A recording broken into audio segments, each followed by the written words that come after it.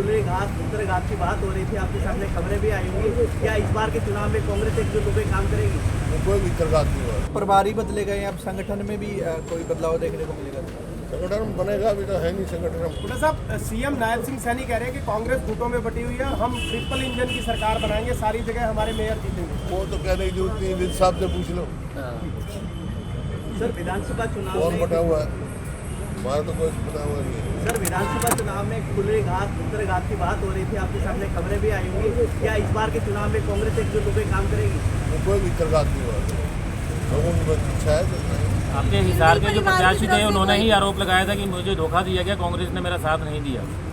किसने? रामनिवास राणा ने। रामनिवास राणा साल से विधानसभा चुनाव रहती है। अब वो कितने कांग्रेसी थे पता लग रहा है। कांग्रेस अभी को इंडिपेंडेंट चुनाव लड़ रहे हैं।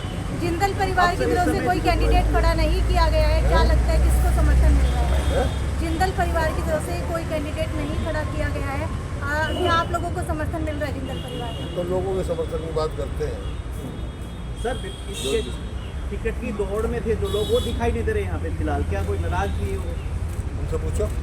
मेरे से तो कोई नाराजगी नहीं, मेरी किसी नाराजगी नहीं।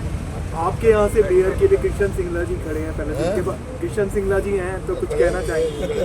पुराने कांग्रेसी हैं, अच्छे मजबूत आदमी हैं और मजबूती से चुनाव लड़ेंगे जोर शोर से। क्या आप लोग भी मदद करना है?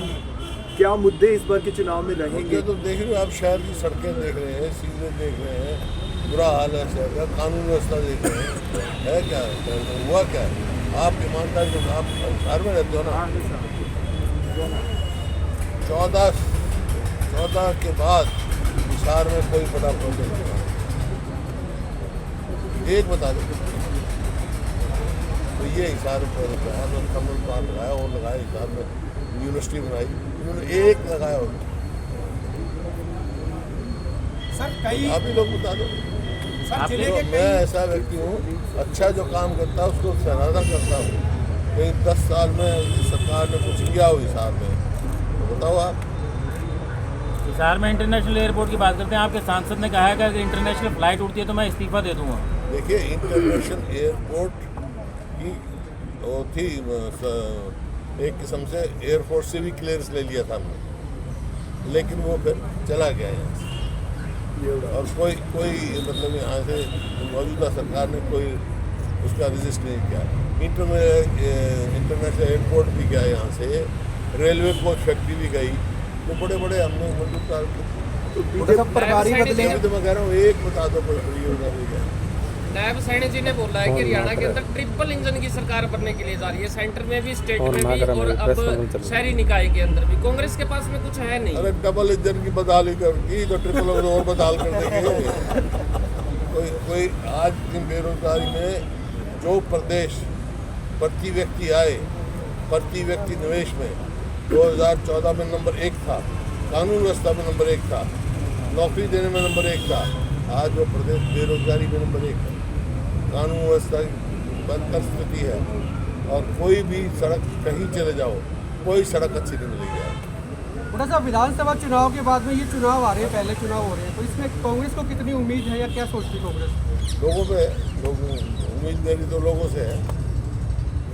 सर अभी आप ये कह रहे थे कि आपके राज्य का जब आपका शासन था, आप सीएम थे तो नंबर 1 था, चाहे रोजगार की बात हो, लेकिन आप अब आरोप लगा रहे, तो क्या ये बात कांग्रेस पार्टी जनता को डिलीवर नहीं कर पाई, जैसा कि आप कह रहे हैं कि अब पिछड़ गया है?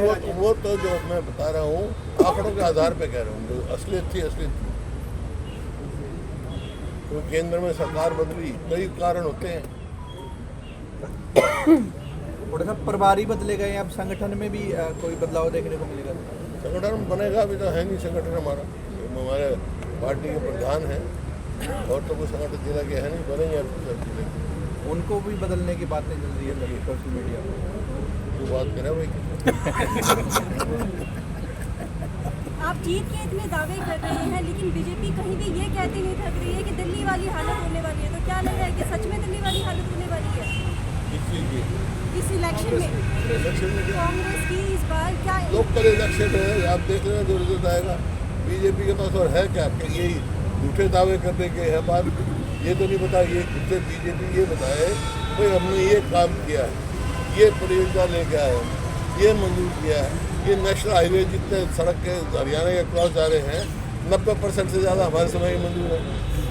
इनने 10-10 साल डिले कर दिया। जो चीज़ 10 साल पहले होनी चाहिए थे वो अब तक डिलेड है।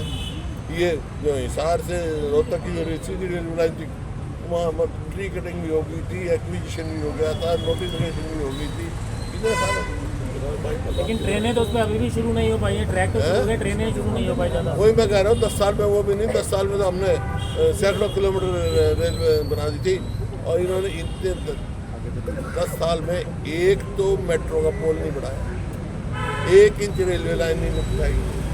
किया क्या है? कोई बड़ी एजुकेशन मतलब वो नहीं लेके आए, यूनिवर्सिटी लेके आए या और कोई संस्था लेके आए, और क्या होता विकास भाई? हिसार में मुख्यमंत्री ने अभी परसों दिल्ली में कहा कि कांग्रेस की हमने एक भी सीट नहीं आई सर, किस प्रकार देखते हैं? दिल्ली में कांग्रेस की एक भी सीट नहीं कोई आई, नहीं किस देखा, प्रकार पहले भी नहीं थी।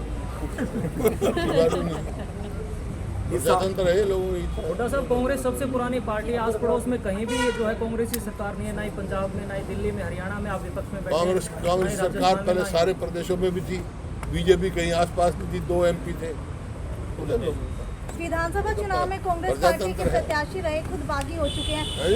विधानसभा चुनाव में कांग्रेस पार्टी के प्रत्याशी रामनिवास राणा खुद बागी हो चुके हैं, तो इसका कितना असर पड़ेगा चुनाव पर? पार्टी से निकाल देंगे उनको।